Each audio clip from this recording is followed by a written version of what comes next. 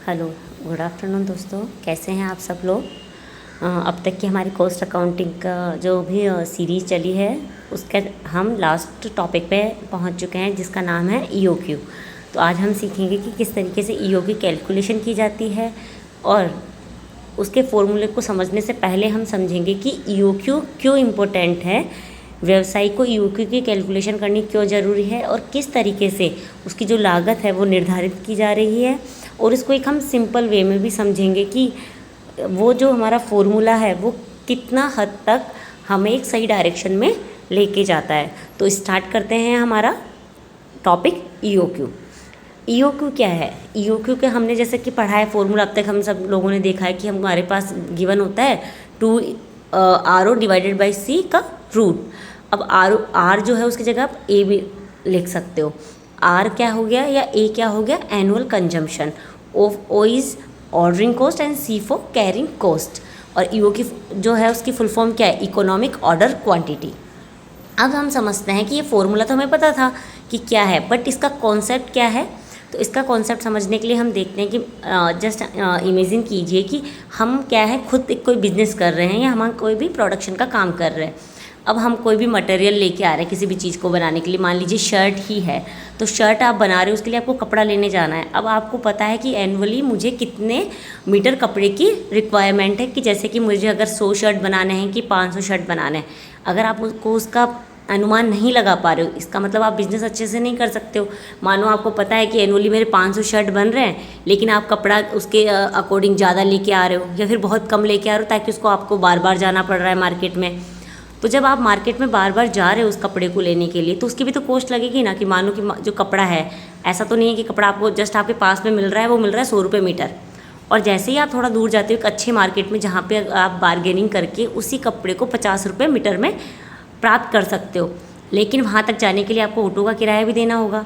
तो जो ऑटो करके जो आप जा रहे हो, तो वो हमारी क्या हो रही है? वो हमारी हो रही है ऑर्डरिंग कॉस्ट, कि हम किसी भी मटेरियल को ऑर्डर करने के लिए या रिसीव करने के लिए कितना रुपया पे कर रहे हैं। इसी तरीके से आप बुक्स का भी ले सकते हो कि हमें बुक्स परचेज़ करनी है। तो जब हम बुक्स परचेज़ करने जा रहे हैं, तो ऐसा तो है नहीं कि हम एक साथ सारी बुक्स परचेज़ नहीं कर सकते ईयर के बेसिस पे, क्योंकि हो सकता है नेक्स्ट ईयर वो सिलेबस चेंज हो जाए और वो बुक्स हमारे कोई यूज़ ना है। तो जिस तरीके से हमें बुक्स की रिक्वायरमेंट होगी, हम उतनी ही बार जाना हमको नेसेसरी होगा। तो हम ये भी नहीं कर सकते कि नहीं एक बार मिले। तो ऑर्डरिंग कॉस्ट जो है वो डिपेंड करेगी कि हमारा जो मटेरियल है उसकी रिक्वायरमेंट कैसी है हमारे बिज़नेस में। वो ईयरली यूज़ हो रहा है, वो मंथली है, उसके अकॉर्डिंग हमारी ऑर्डरिंग कॉस्ट आती है। अब मटेरियल की आवश्यकता हो गई, ये हो गया। उसके अलावा अब हमारा क्या देखा जाएगा? अब हमने माल तो खरीद लिया, ऑर्डर करने की कॉस्ट भी हमें पता चल गई, और हमारे जो हमारा माल है परचेज़ करा है हमने गुड्स, उसकी क्या प्राइस होगी वो भी हमें डिसाइड कर ली। अब आपने स्टॉक तो खरीद लिया है, बुक्स हो चाहे वो कपड़ा हो कुछ भी, अब उसको कहीं ना कहीं तो आप स्टोर करके रखेंगे। तो उसको जो स्टोर करने के लिए आपके पास जो लागत आएगी वो हमारी क्या हो जाएगी? Carrying cost. यानी आपको एक बड़ा कारखाना होगा। अब आप पूरे एनुअली एक बार में कपड़ा खरीद के लाएंगे, तो आपको ज़्यादा जगह की ज़रूरत होगी, और जैसे ही ज़्यादा जगह की ज़रूरत होगी तो आपको क्या होगा? उसका रेंट ज़्यादा देना होगा, तो आपकी कैरिंग कॉस्ट बढ़ जाएगी। इसी तरीके से अगर आप कम खरीद के लाओगे तो उसके लिए आपको कम जगह की ज़रूरत होगी, तो आपकी कैरिंग कॉस्ट कम आएगी। अब इसी तरीके से आपको क्या करना है? आपको परचेज की कॉस्ट, ऑर्डर की कॉस्ट, कैरिंग कॉस्ट का ऐसा संयोजन देखना है जहाँ पर ये तीनों क्या हो रहे हो? मिनिमम हो रहे हो, या फिर क्या हो रहे हो? इक्वल हो रहे हो, ऑर्डरिंग कॉस्ट और कैरिंग कॉस्ट। अब जो इन दोनों का जो रिलेशन है ना, उसको हम एक ग्राफ में भी समझ सकते हैं। जब हम ग्राफ बनाएंगे और उसमें हम देखेंगे कि किस तरीके से हमें ईओक्यू मिल रहा है। देखिए, परचेज कॉस्ट मान लीजिए एग्जांपल में मैंने क्या लिया है? 100 रुपये, 100 यूनिट लेनी है मुझे, और ये हमेशा कैसे होगा? ईयरली बेसिस पे होगा हमारे क्वेश्चन में। और उसकी जो प्राइस है वो क्या है? 10 रुपीज़ पर यूनिट। हमेशा फिक्स रहेगा, ये कभी चेंज नहीं होगा, क्योंकि आप चाहे से कैसे भी खरीदें आपकी कॉस्ट ये आनी ही आनी है। चाहे आप टुकड़ों में खरीदो इन 100 यूनिट को, या चाहे एक साथ खरीदो, 1000 रुपये आपके लगने हैं। ऑर्डरिंग कॉस्ट क्या है? 20 रुपये पर ऑर्डर है। अगर आपने एक बार जाओगे तो 20 रुपये लगेंगे, 100 यूनिट एक साथ खरीदी तो। लेकिन यहीं पे आपने 100 यूनिट को 2 बार में टुकड़ों में किया, तो कितने रुपए लगे आपके टोटल ऑर्डर के? 40 रुपये।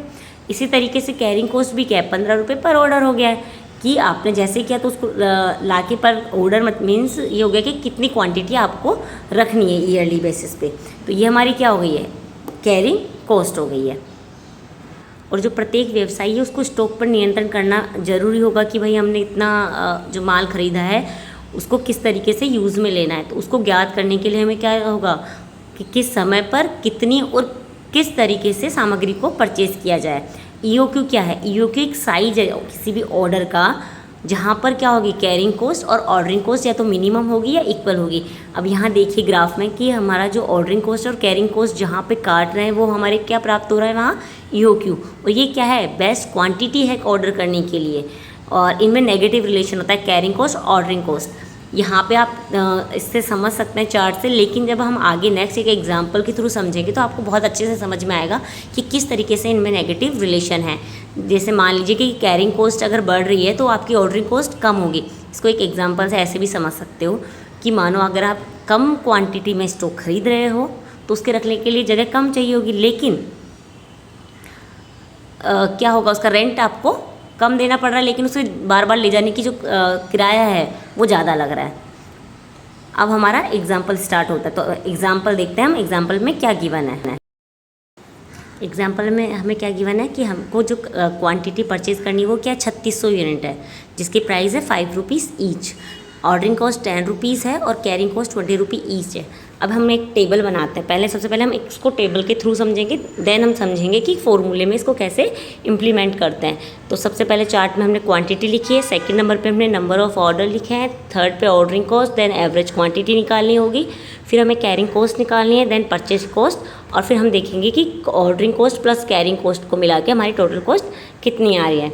तो मान लीजिए कि जब मैं कोई व्यवसायी हूँ, तो मुझे जैसे कि अपने व्यवसाय के लिए क्या है परचेज़ करनी है कुछ गुड्स, तो मैं चाहती हूँ कि मैं एक साथ ही पूरी जो यूनिट्स परचेज़ करके लाऊँ। तो मैंने डिसाइड किया कि मैं 3600 यूनिट एक बार में ही लाऊंगी। तो जैसे ही मैं 3600 यूनिट परचेज़ करती हूँ तो मुझे कितने बार जाना होगा मार्केट में? Only 1 time. तो नंबर ऑफ़ ऑर्डर कितना हो गया? 1।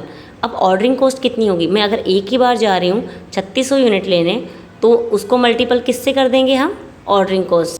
यहाँ नंबर ऑफ़ ऑर्डर 1 है तो उसको मल्टीपल किया 10 से, तो टोटल कॉस्ट आई 100 रुपीज़। ऐसे नंबर ऑफ़ जैसे ऑर्डर 2 हो जाता है तो उसको जैसे 10 से मल्टीपल किया तो वो क्या हो गया? 2000। इसी तरीके से आगे ज्ञात करेंगे। अब हमारी एवरेज क्वांटिटी क्या आएगी?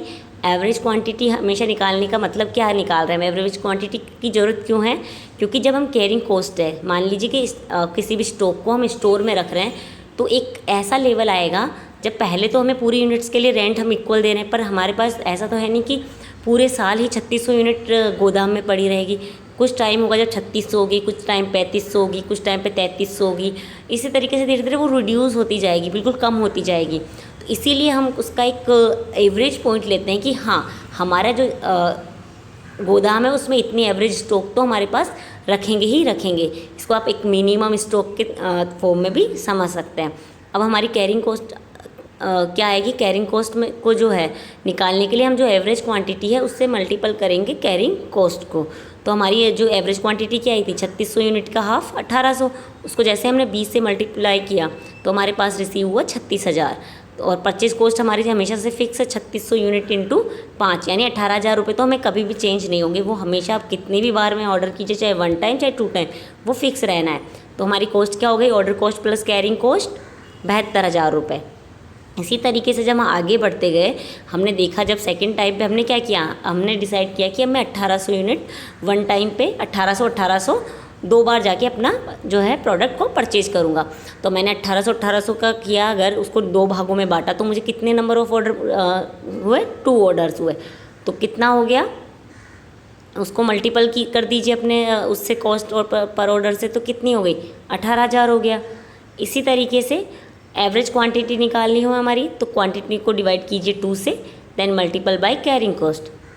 इसी तरीके से हमने जब हमारा लास्ट में हमने देखा कि मैंने क्या डिसाइड किया कि मेरी जो क्वांटिटी वो है क्या है? 60। और तो ऑर्डर कितने देने होंगे? Number of order 60।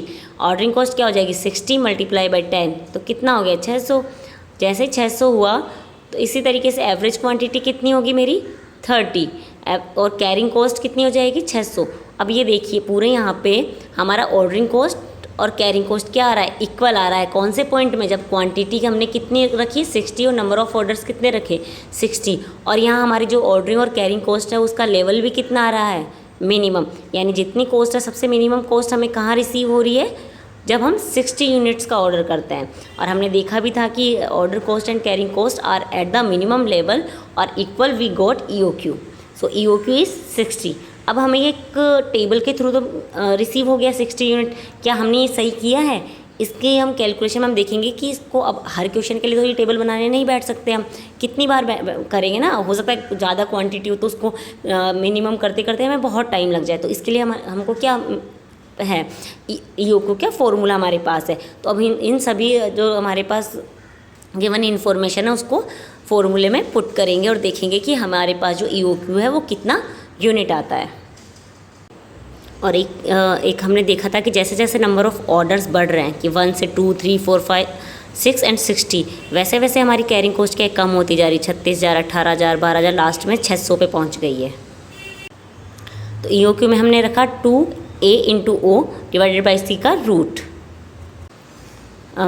तो 2 इंटू एनुअल कंजप्शन कितना है, 3600 unit, ordering cost is 10 and carrying cost is 20। तो हमारे पास क्या रिसीव हो गया, 60 यूनिट्स हो गया। अब टोटल ऑर्डरिंग कॉस्ट और कैरिंग कॉस्ट को निकालने का भी हमारे पास फॉर्मूला होता है। तो उसके लिए हम क्या करते हैं, annual consumption divided by EOQ into ordering cost per unit, और कैरिंग कॉस्ट का फॉर्मूला था EOQ divided by 2 into price. कौन सी प्राइस, कैरिंग प्राइस। तो हमें देखिए दोनों 600 रिसीव हुई, तो हमें टेबल बनाने की नीड नहीं होती है ऐसा करने से। अब नेक्स्ट एग्जाम्पल को हम लेते हैं। तो इस एक एग्जाम्पल के थ्रू EOQ को और समझ सकते हैं। इसमें हमने देखा कि एनुअल यूजेस 1800 यूनिट ले रहे हैं, ऑर्डरिंग कॉस्ट 100 रुपीज़ पर ऑर्डर है, स्टोरेज कॉस्ट इज 9 रुपीज़ और price of 1 good is 50 rupees. तो टोटल मटेरियल परचेज कॉस्ट कितनी हो गई, 40,000 रुपये हो गई। तो EOQ का जैसे फॉर्मूला रखा तो मैंने EOQ जो है कितने रिसीव हुई हमारे पास, 200 यूनिट। तो आप लोगों को समझ में आया होगा कि हमने EOQ की कैसे कैलकुलेशन की है और एक इजी वे में भी मैंने समझाने की कोशिश की है। आई होप आप लोगों को समझ में आया होगा। Thank you for watching. और हमारा देखते देखते कॉस्ट अकाउंटिंग का जो कोर्स है वो 100% कंप्लीट हो चुका है। कोई टॉपिक रह जाता है तो आप उसे कमेंट बॉक्स में बता सकते हैं कि हम इस जो कॉस्ट अकाउंटिंग में ये पर्टिकुलर टॉपिक हमसे रह गया है। हो सकता है कि कुछ रह गया होगा जो मुझे ध्यान नहीं है। और आप ज़्यादा से ज़्यादा वीडियोस को शेयर कीजिए ताकि सभी कॉस्ट अकाउंटिंग को अच्छे से समझ सके। आपका साथ हमारा प्रयास।